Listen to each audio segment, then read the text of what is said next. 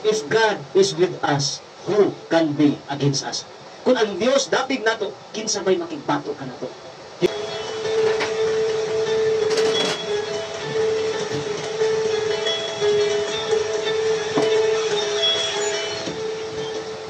Maayong hapon o kumusta ka din yung tanan, mga katagilungsod na Rodriguez ng Carlos Bukidnon. Andiyan sa kita sa oras sa pagpamati sa pulong sa Diyos. Salamat kaayo sa inyong may hitong na pagpaminaw kong suporta sa Ayos Radio 90.1 FM. Salamat kaayo po, Pastor James, sa imong invitasyon.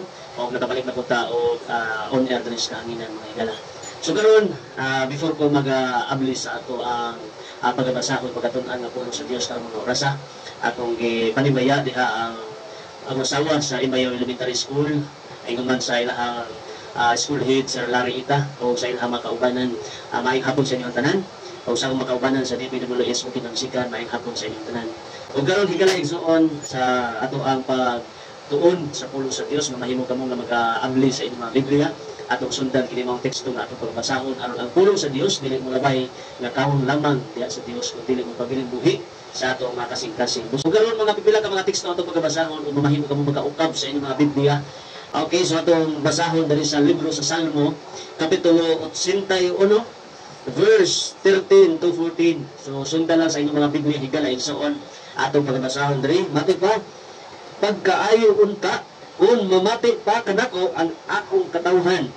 Pagkaayo unta kun sila mapatuo pa kanako. So higala igsoon kanindot pagkaayo. Nganong unta man ang giingon diri. Nganong giingon man nga pagkaayo unta kun mamati pa kanako ang akong mga katawhan.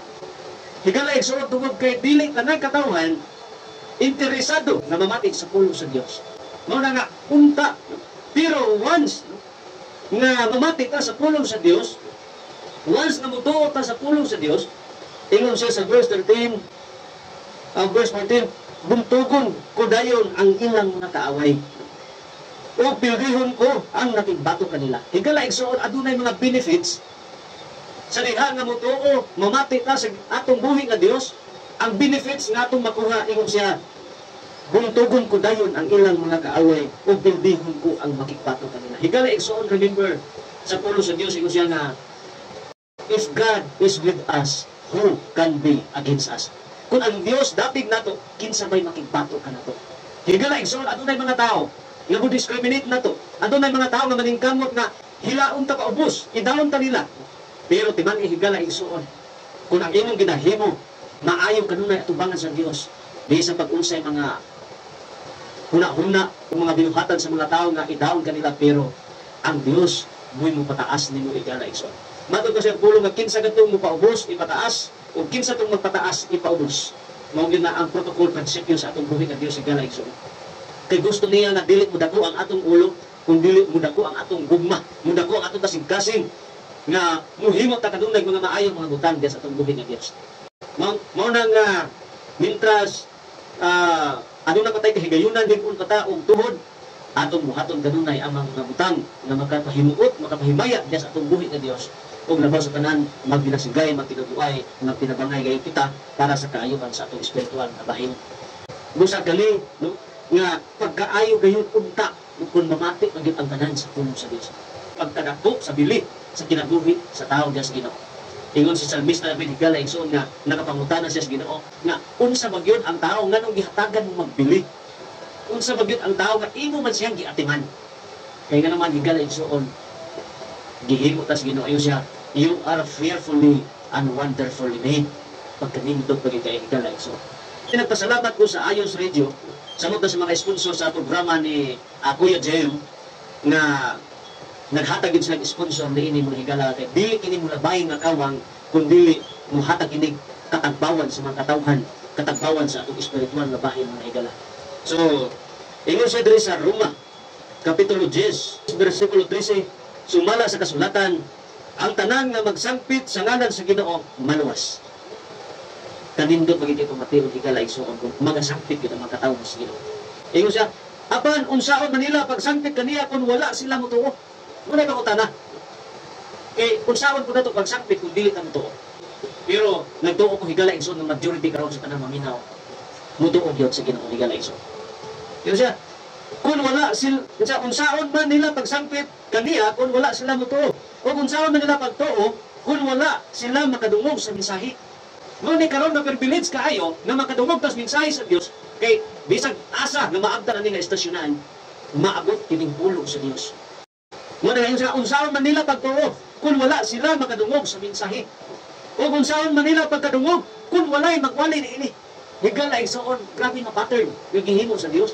Kaya unsaon man nila pagkadungog, kung wala'y magwali ni ini.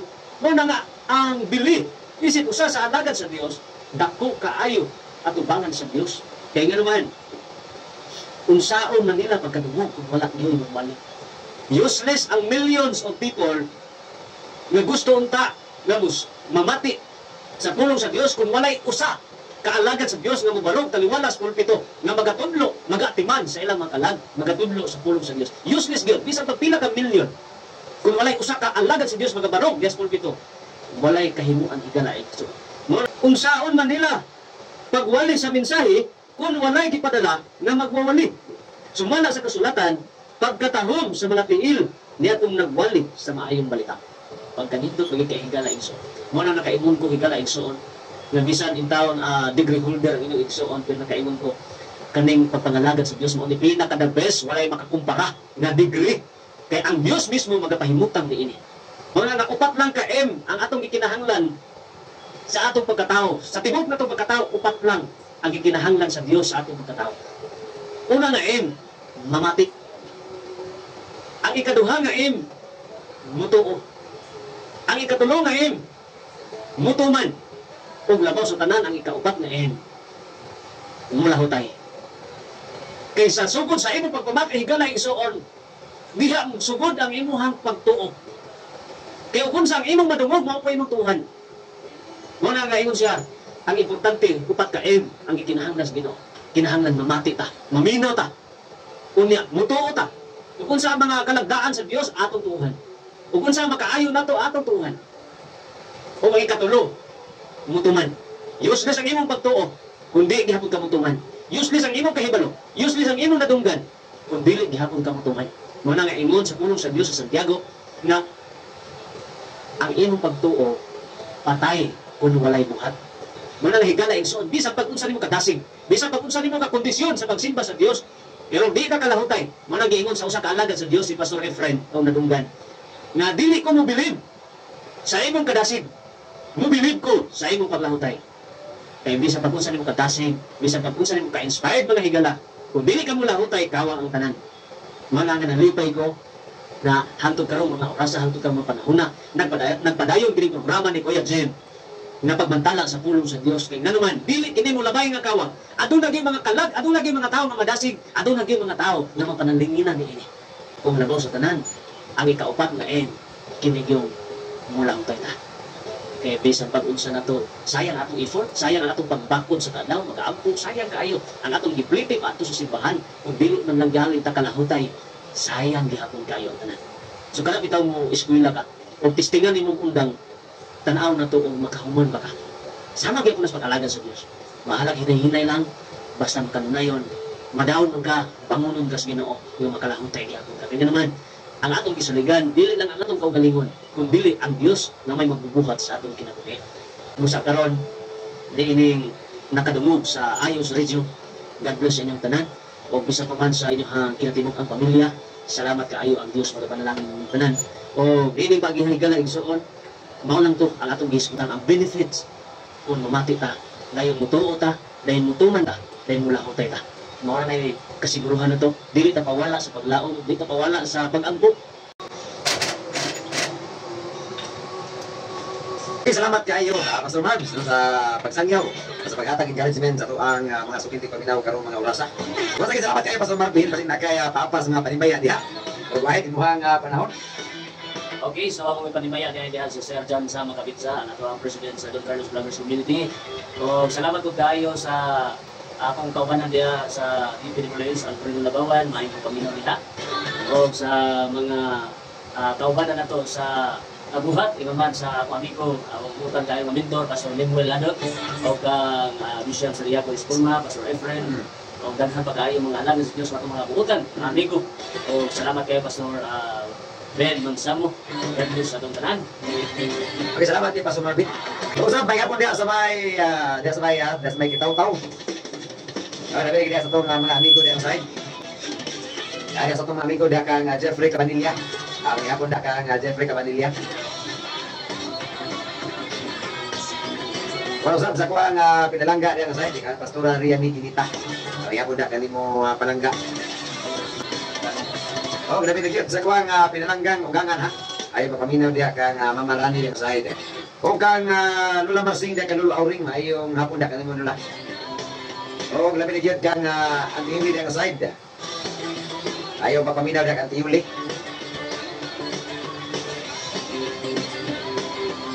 Oh, usap diya sa may Manlamunay. Oh, may hapon diya sa itong kaigsuunan diya sa side. Kumusta ka mo diya tanan? Maginaw-taw na ka mo kanunay sa mayong palawas mga igala.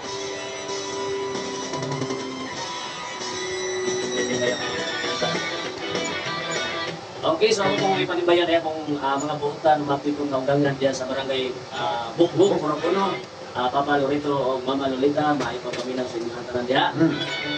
Kaya anti rin kang ko lang, ayaw mo paminaw diya kang anti. Mga Chavez family, mayong hapon diya sa may bukbuk sa may mga homo family na kasayda. Ayaw hapon diya kaniyang tanan. Hapon usap dahil sa tukang pinalanggang technician ng taon, ang ihanap ng taon. Sandig-sandig pag may time. Sandig-sandig pag may time kay pungaman. Ay, luya, huwag mawala ng pag-asa. Una, si Bianan, 73 minutos, nagapak sa alas 3 mga igala.